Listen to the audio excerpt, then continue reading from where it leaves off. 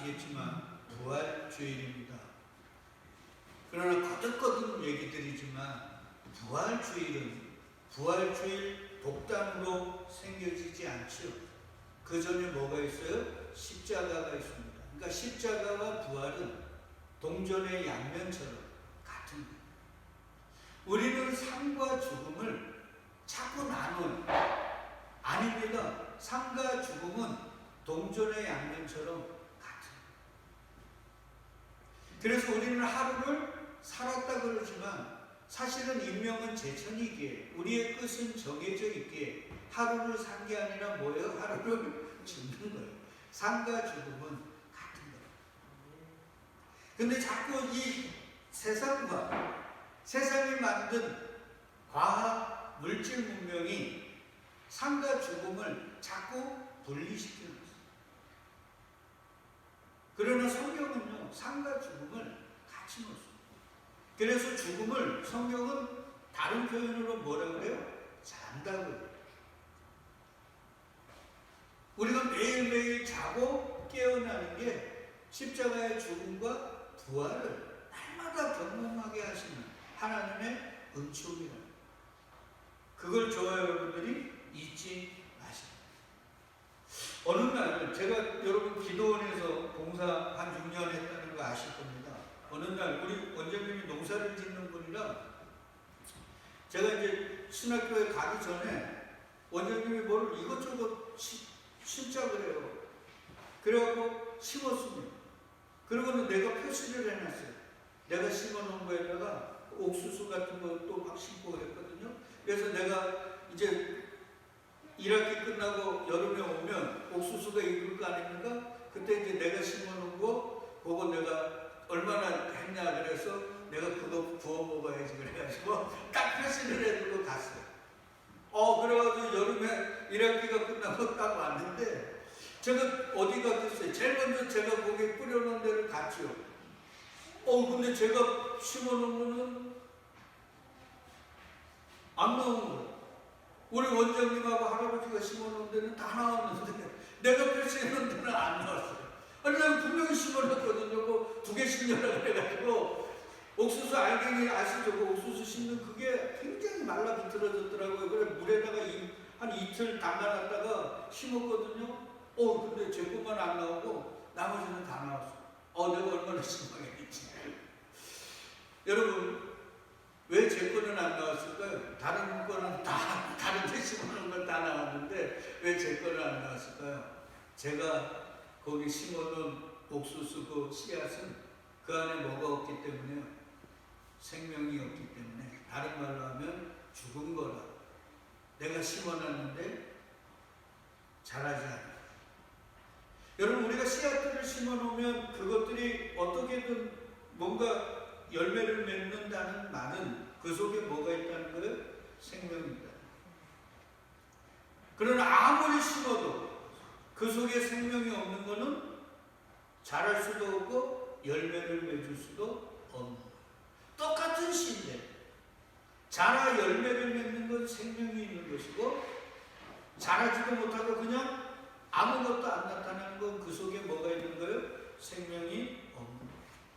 그러니까 중요한 건 씨가 문제가 아니라 씨 속에 뭐가 있어야 돼요? 생명이 있느냐 없느냐. 그게 이런 거예요. 이런 거 심어놓으면 이 단단한 호두 안에 맞죠? 그 안에 뭐가 있어요?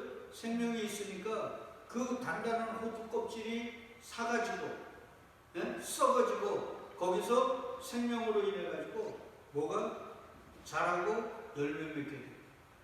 생명이 있는 거. 그게 이런 거죠. 계속. 근데 이거는 식물만 그런 게 아니고요. 온 우주 만물이 동일합니다. 그 온 우주 만물 속에 사람도 포함돼요. 여러분 사람도요. 뭔가 우리는 거창한 것 같이 생각하지만 봄에 농부들이 만약에 옥수수 씨앗을 심는 것처럼 심는다 그러면 우리도 뭐가 되는 거예요? 씨앗이 돼요. 그래서 예수님이 그러죠. 하나님은 뭐 여러 가지 표현을 하시는데 농부시라 그러죠. 농부는 뭐 하는 분이에요? 농사 짓는 분이에요. 씨앗을 뿌리는 분입니다. 그러니까 인생들은 하나님 편에서 보면 씨앗이라고 생각을 해도 돼요. 근데 그 씨앗을 뿌렸는데 자라 열매를 맺는 게 있고, 뿌렸는데 제가 기도원에서 했던 것처럼 심어놓고 갔다 오니까 아무것도 자라지도 않고 나오지도 않는 죽은 게 있다.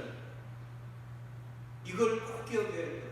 저는 부활주일날 늘 생각하는 게 그거예요. 그러니까 제일 중요한 건 우리가 외적으로 돈이 많냐, 건강하냐, 세상적 지위가 어떠냐, 좋은 차를 타냐, 넓은 집에 사냐, 이게 세상 사람들은 중요하게 생각하지만 영적으로 보면 제일 중요한 게 뭐냐면요, 우리 속에 뭐가 있어야 돼요?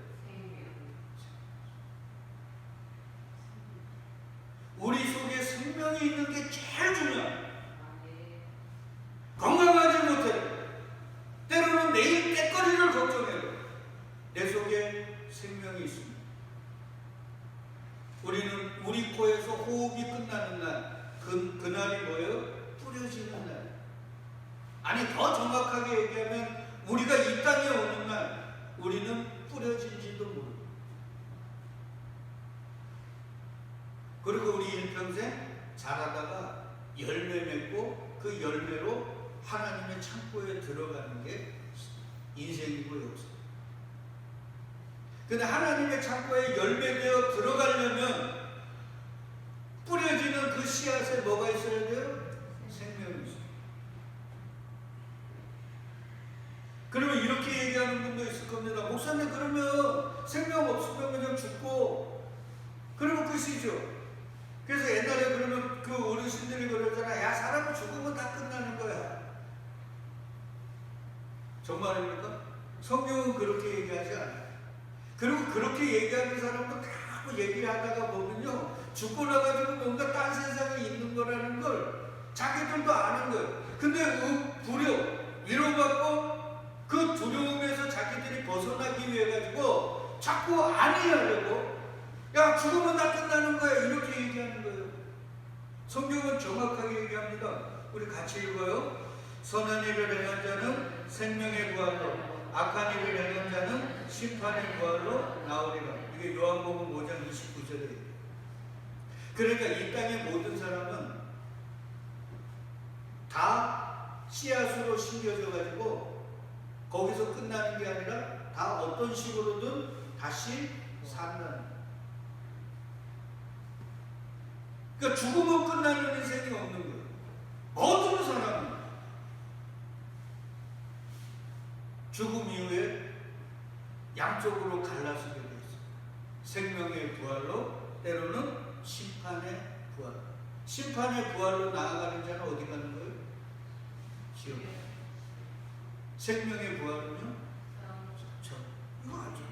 이거 제 얘기가 아니라 예수님이 직접 얘기한 거예요. 얘들아, 죽으면 끝나는 게 아니라 이 땅의 모든 자들은 그 코에서 호흡이 끝나는 날 반드시 생명의 부활이나 심판의 부활로 나옵니다. 그러니까 예수님이 부활한 걸 부인하는 사람도 결론은 부활하는 거죠. 그걸 첫째 부활, 둘째 부활 이렇게 얘기도 하는데 성경은 여하튼 부활. 그리고 하나님의 뜻에 의해서 생명으로 아니면 심판으로 가는. 그게 지난주에 우리 공부했던 부자와 거짓 나사. 세상 사람들은 부자들이 날마다 그의 날을 깨끗게 하고 자기가 믿는 신이 이야기하는 것들을 최선을 다해 지키려 그것에 만족감을 얻고 그것에 행복감을 느끼고, 그런 삶을 통해서 다른 이들에게 존경과 높임을 받는 이 시대의 부자들, 그 코에서 호흡이 끝나는 날 어디 갔습니까? 심판의 부활. 그러나 개취급당하고, 그래서 부잣집 문 앞에서, 부잣집에서 떨어지는 그 부스러기들을 뭐로 받아먹었어요? 조각으로 받아먹고, 예수 그리스도로 받아먹는 나사로는 죽으니까 어디로 가요? 생명의 부활로 가더라. 정확하게.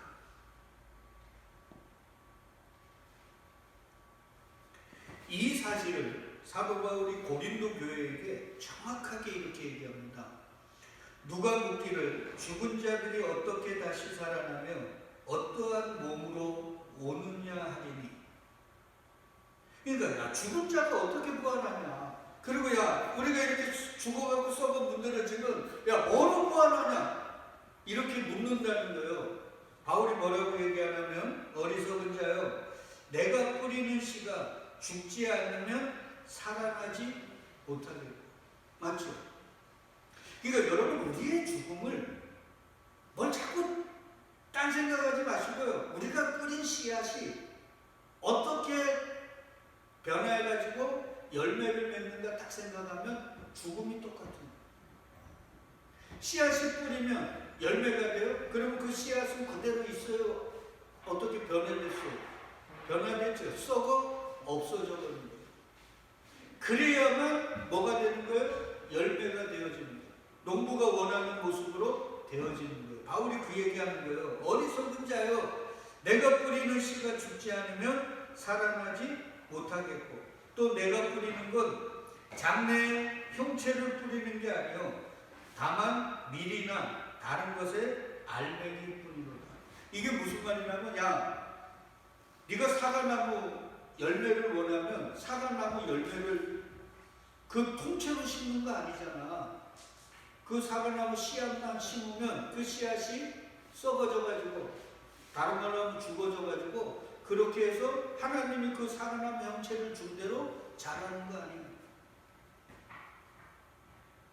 그러니까 저와 여러분들이 이 세상은 지금 나는 눈이 조금 작아 그래서 늘리기도 하고, 나는 쌍꺼풀이 없어서 쌍꺼풀을 하고, 나는 이 얼굴이 길어서 싫어 그러고, 뭐 양악 수술하고 막 이러잖아요. 괜찮아요. 그거요. 어차피 뭐 이 땅에서.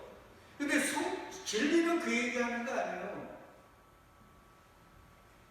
하나님은 우리에게 어떤 모습이 되는 건지를 이 땅에 심어 놓아갖고 보내버린 거예요.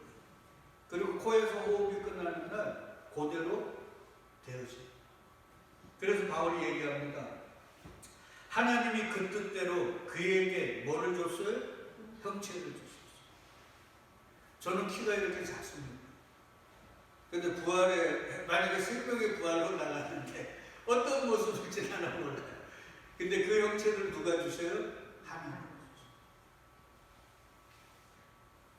그러니까 뭐 우리 천국 갔다 온 사람이 뭐 얘기하는데, 우리 아버지가 늙은 모습이 아니라 젊었고 그냥 인생 중에 가장 꽃다운 모습, 이런 거 다 잊어버려요. 하나님의 형체를 줬다. 그러니까 우리가 씨앗을 뿌리는데 우리는 알아요. 그 씨앗, 옥수수 씨앗이든 사과 씨앗이든 뭐 배를 심든 포도를 심든 그게 어떤 형체가 되는지 하지만 우리는 모르잖아요. 근데 누구는 아셔요? 하나님. 왜? 그 형체를 우리 속에 심어놓고 보는 거예요. 그래서 각 종자에게 그 형체를 주시는 거예요. 각 종자에게 다 줬다는 거예요. 그래서 육체는 다 같은 육체가 아니네, 이런 말은. 우리는 돈 많고 이 땅에서 많은 업적 쌓고 이 땅에서 외모가 출중하면 와 대단한 사람이 이러지만, 하나님은 우리의 속을 보는 거예요. 저 인간은 가시나무로 나중에 부활로 나갔을 때 가시나무가 될지 아니면 거북이 될지를 우리는 모르는 거예요. 왜? 하나님이 거기에 주셨으니까. 육체는, 그래서 육체는 다 같은 육체가 아니라는 거예요. 하나는 사람의 육체요, 하나는 짐승의 육체요, 하나는 새의 육체요, 하나는 물고기의 육체라. 하늘에 속한 형체도 있고 땅에 속한 형체도 있습니다. 이게 무섭잖아요. 그러니까 하늘에 속한 거는 아버지 품 안에 있는 거고, 땅에 속한 형체는 어디에 있는 거예요? 지옥 불구덩이에 있는 형체가 따로 있다.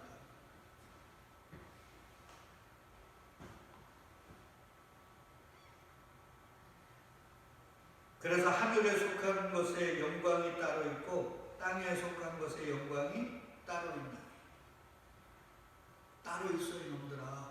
그러니까 외적인 걸로 너무 기죽지 마. 야, 자연만물이 보여주잖아. 그러면서 41절에 우리 같이 읽어요. 시작. 해의 영광이 다르고 달의 영광이 다르며 별의 영광도 다른데 별과 별의 영광이 다르고. 뭐 같은 별이라고 다 똑같은 별이 아니라 다르잖아. 밝은 별도 있고 좀 어두운 별도 있고 작은 별도 있고 큰 별도 있고.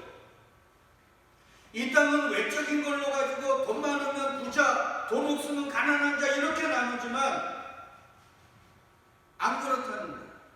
김순분 집사가 해의 영광일 수가 있고 저희같이 가난한 자들이 달의 영광일 수도 있고. 근데 하나님이 우리를 자녀 삼아 주셨는데 까미 형체로 주셨겠습니다. 그 얘기하는 거예요. 그러니까 얘들아, 이 땅은 죽어서 끝나는 게 아니라 뭐요?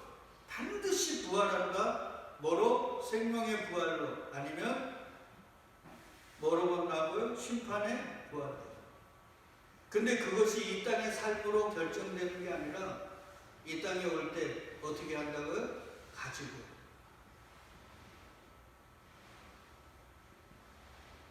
그게 바로 창세전 언약이에요. 창세전 언약에 의해 택함받은 자는 하늘의 영광으로 오는 거고 택함받지 못한 자들은 뭐로요? 땅의 영광으로. 그리고 하나님은 얘들아 내가 너희를 창세전 택한 그래서 너희는 하늘의 형체를 가진 하늘의 영광을 받을 자야 라고 보여주시는 게 이 땅의 삶 속에서 드러나는 거예요. 그래서 하나님은 그 하늘에 너희는 비록 외적인 것들은 출중하지 못하고 다른 사람에게 내세울 건 없어도 너희는 하늘의 존재야. 하늘의 영광을 받는 존재라는 걸 보여주시기 위해서 뭐를 보증으로 주셨어요? 성령을. 그게 창세기 2장 7절. 우리 같이 읽어요. 시작. 여호와 하나님이 땅의 흙으로 사람을 지으시고 생기를 그 코에 불어넣으시니 사람이 생명이 되지라. 이거 다 알죠? 뭐 귀에 딱지가 않도록 배웠죠. 그러니까 그 코에 뭐가 들어간 자만 생기가 들어간 자만 생명이 되는 거예요. 요 자만 뭐가 되는 거예요? 하늘의 형체를 가진 하늘의 영광을 받는 존재가 되는 거예요. 뭔 말인지 아시죠? 그러면 요 생기가 들어가지 않은 자들은 생명이 아니고 죽은 자니까 그들은 무슨 형체를 가진 거예요? 땅의 형체를 가진 그런 존재. 요걸 다른 말로 하면 하나님이 인간을 만들 때 누구의 형상을 따라 만들었다 그래요? 하나님의 형상. 자기 형상, 곧 하나님의 형상대로 만들었다 그러죠. 요 말이 뭔 말이에요? 바울이 고린도전후서 4장 4절에서 이런 얘기합니다. 그리스도는 하나님의 뭐라고요? 형상입니다. 그러니까 하나님이 사람을 만드시고 그 안에다가 뭐를 또 아까 부어 넣었다 그래요? 생기를 부어 넣었다 그랬죠. 그걸 그리스도의 영이라 그런다 그랬죠. 네, 그걸 하나님의 형상을 따라 만들었다.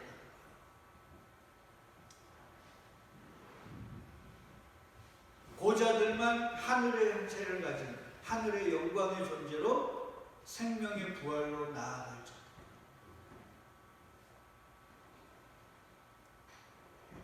근데 인간들이요, 에덴 동산에서 어떤 일이 발생이 됐어요? 하나님의 형상을 가진 존재로, 맞죠? 하나님의 말씀을 따라 살아야 되는데 왜? 그 영이라는 게 뭐라 그랬어요? 주님이 말씀하신 말씀이라고 했잖아요. 그게 생명이고. 근데 하나님의 말씀을 거역하고 누구의 말을 따랐어요? 어둠의 말을 따랐어요. 그 결과 그리스도의 영은 그들 속에 계실 수 있었어요? 없었어요? 없었어요. 그 그리스도의 영, 그 진리, 그 말씀이 있어야만 그들이 생명의 존재로, 맞죠? 저 생명의 부활로 나아갈 수 있었는데 그 말씀을 어긴 결과로 그리스도의 영이 떠나버렸네요.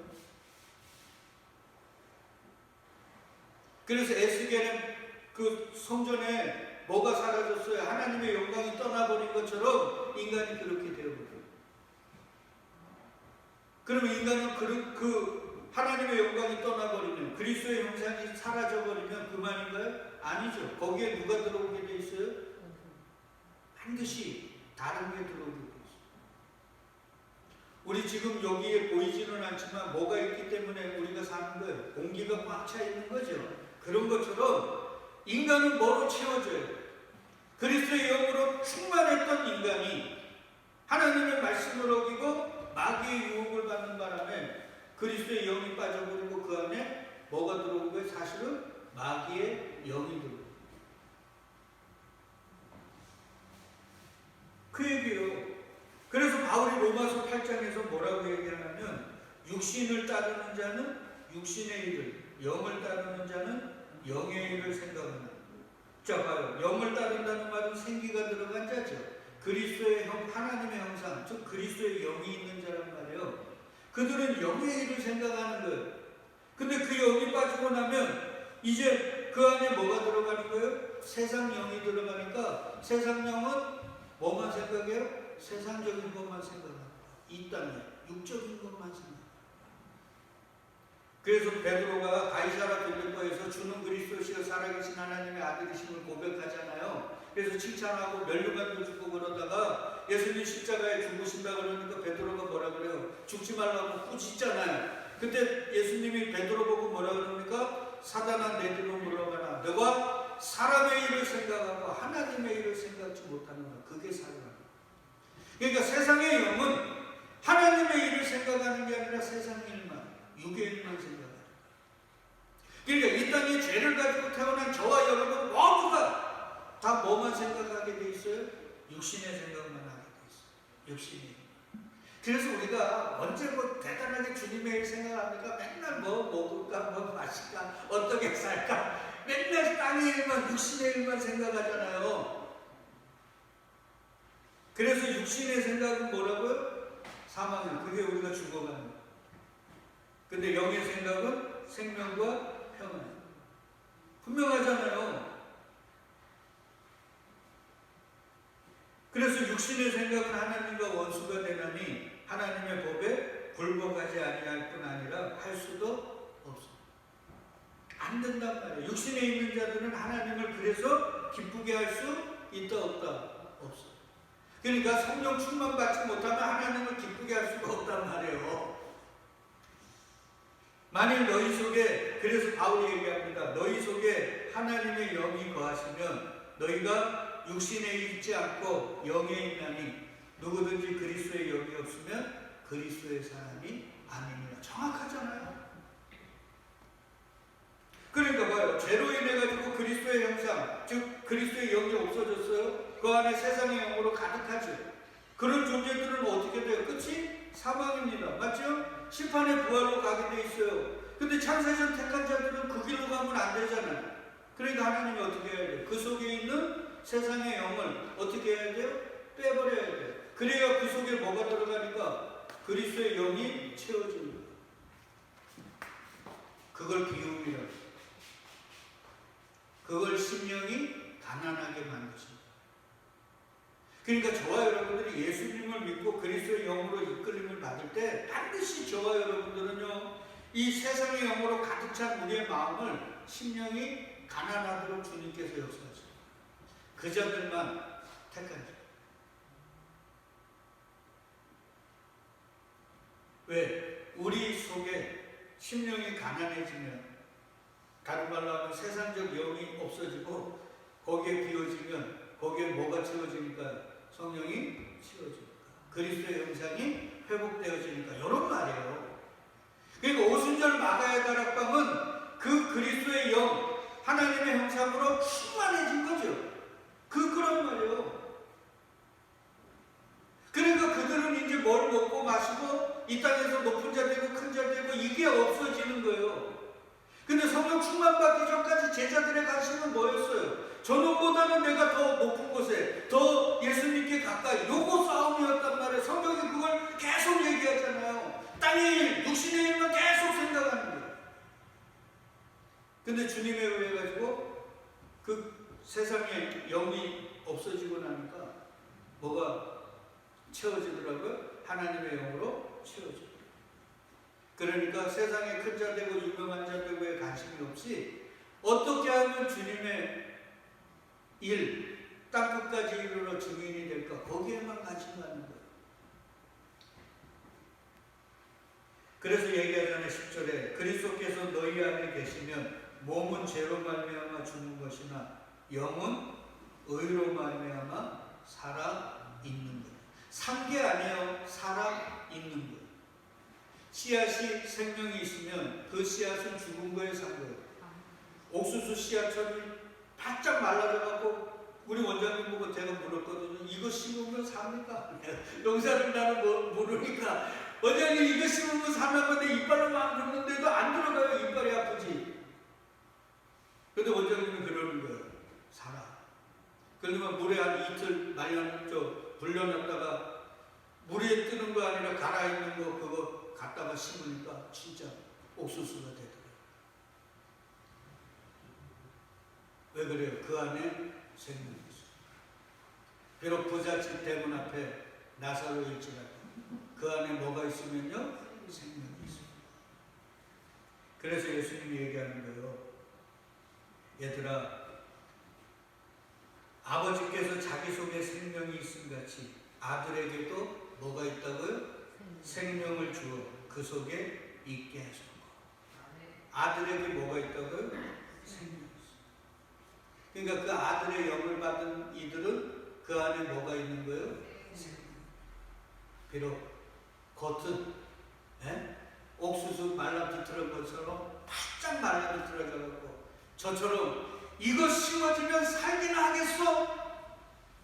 이런 소리를 들을지라도 그 속에 생명이 있으면 반드시 산다. 하나님은 창세전 택한 자들에게 그 생명으로 나아가기 위해서 반드시 그 속에 있는 뭐를 비운다고요? 어둠의 영, 세상의 영, 세상적인 것들을 비워내시죠. 언제까지? 이 오해의 바다를 끝날 때까지. 여러분, 어느 영성가가 그런 얘기 했어요. 어느 책에. 하나님 우리를 거룩해 하신다 그랬잖아요. 근데 우리를 거룩해 하는 게 환난과 고난과 여러 가지 인생 속의 경험들을 통해 우리를 거룩해 하신대요.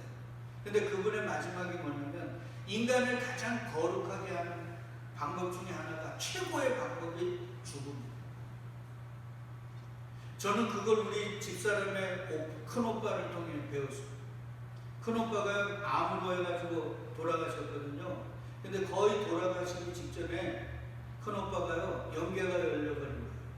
그래서 우리 장모님 보고 엄마 예수님 꼭 믿고 천국에서 오자. 그리고 돌아가셨어요. 죽음은요, 우리를 완전히 비워냅니다. 죽음은 우리를 완전히 거룩해. 여러분, 사람이 죽는 거 보셨죠?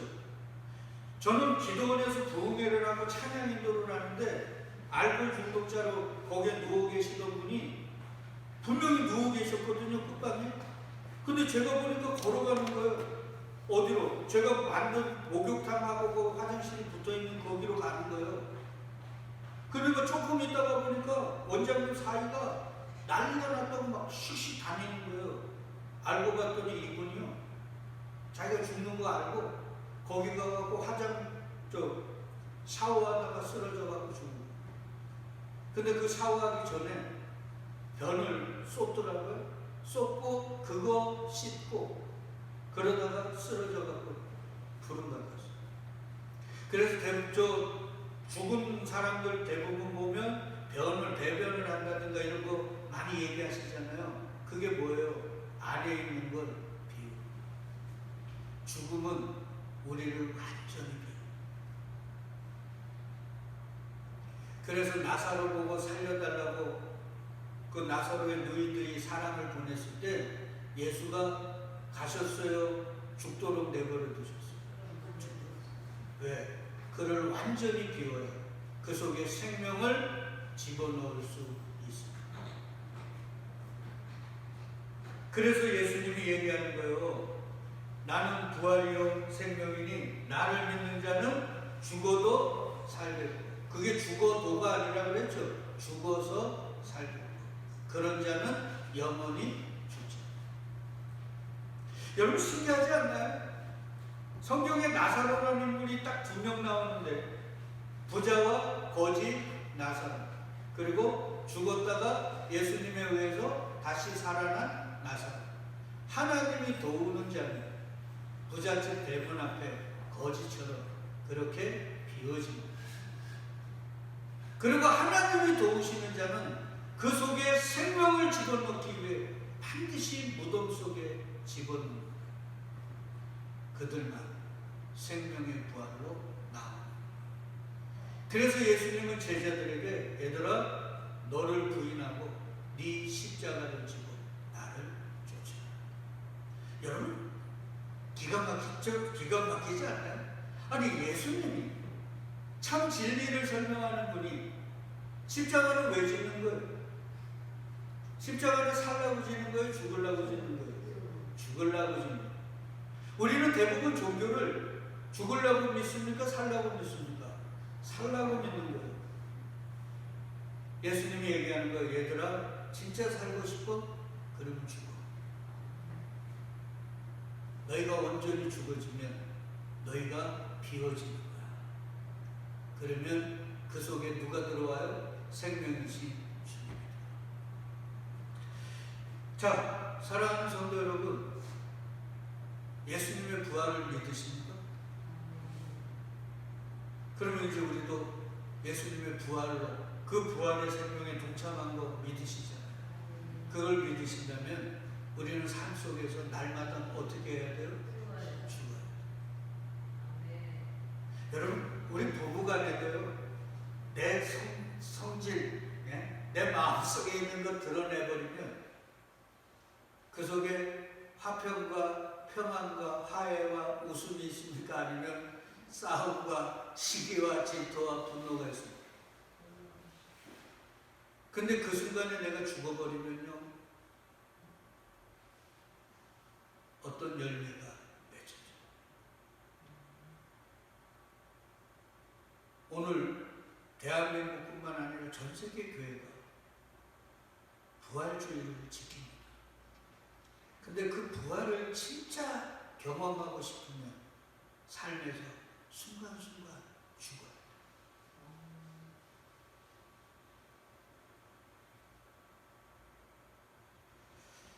예수님이요, 조금만 더 합시다.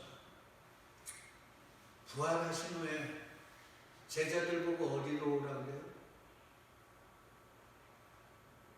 제자들 보고 어디로 오라 그래요? 제자들을 맨 처음에 부르신 곳이 어디입니까? 갈릴리예요. 갈릴리로 가. 사도 바울이 다소의 다메섹에서 주님 만난 이후에 아라비아 광야 3년 갔다가 예루살렘 갔다가 결국 어디로 가요? 그의 고향 다소에서 무려 14년 반을 있었어요. 왜 하나님은 제자들을 아니면 사도 바울을 그의 고향으로 보내셨습니까? 그곳에서 사도 바울을 알았던 사람들, 아니면 예수의 제자들을 부활까지 알았던 그 고향 사람들이, 그들이 예수 믿고 변화되어 가지고 그들과는 전혀 다른 삶을 살았을 때 다른 말을 하고 다른 삶의 태도를 보이고 다른 삶의 방식으로 살아가는 그들을 바라보면서 사람들이 칭찬했겠어요? 아니면 손가락질했겠어요? 그들은 거기서 죽는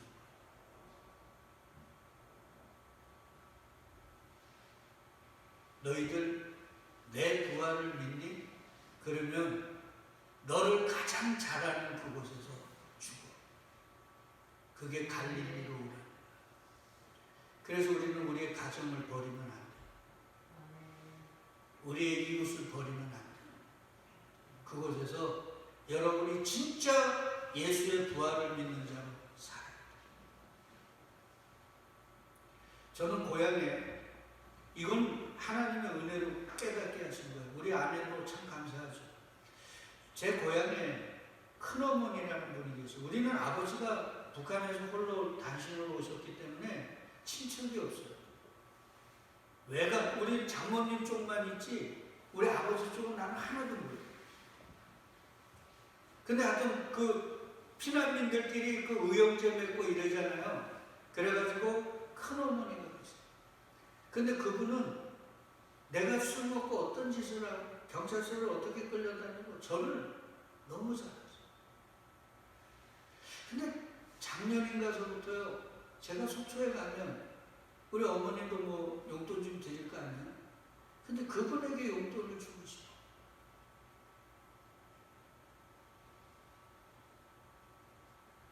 그래서 용돈을 좀 드리고 싶다 그러니까 우리 아내가 아무 말도 안 하더라고요. 주라는 거죠. 참 감사하죠. 그래서 주기 시작했어요. 요번에도 아마 올라가면 드릴 것 같아요. 그분이 하나님 부름 받는 그날까지 드릴 거예요. 왜? 저는 예수의 부활을 믿거든요. 예수의 부활을 믿는 자가, 예수 그리스도를 믿는 자가 그 이전의 삶과 이후의 삶이 어떻게 다른지를 저는 제 고향인 갈릴리에서 보여주고 싶습니다. 그곳에서 저를 시샘하고 때로는 저를 악평하고 때로는 저를 무시하는 사람도 있습니다. 괜찮아요. 저는 죽을 거예요. 왜? 저는 예수님이 부활하신 걸 믿거든요. 사랑하는 성도 여러분, 우리는 예수님의 부활을 믿는다고 입으로 고백했습니다. 그러면 이제 입으로만 고백하지 마시고 우리의 갈릴리, 우리의 가정에서, 우리의 일터에서, 내가 사는 내 집 주변에서 그 부활을 우리의 삶으로 보여주십시오. 그게 예수님의 부활을 믿는 자. 입으로는 예수님의 부활을 믿는다는 사람이 얼마나 많습니까? 그러나 무덤으로 들어가는 자는 없습니다. 부잣집 대문 앞으로 밀려가면 감사하고 그곳으로 나아가는 자는 없습니다. 그러나 우리 영천제일강의회 우리 사랑하는 지체들은 이제는 감사하고 그곳에 나아가기를 축복합니다. 그곳에 부활의 주님이 여러분을 기다리고 계실 겁니다. 그곳에서 전능한 주님이 불가능을 가능으로 열매 못 맺음을 많은 열매로 하나님을 영광스럽게 하고 여러분을 생명의 부활로 인도하십니다. 그런 놀라운 기적을 오늘부터 우리 모두 다 우리의 삶으로 경험할 수 있기를 주의 이름으로 축복드리겠습니다.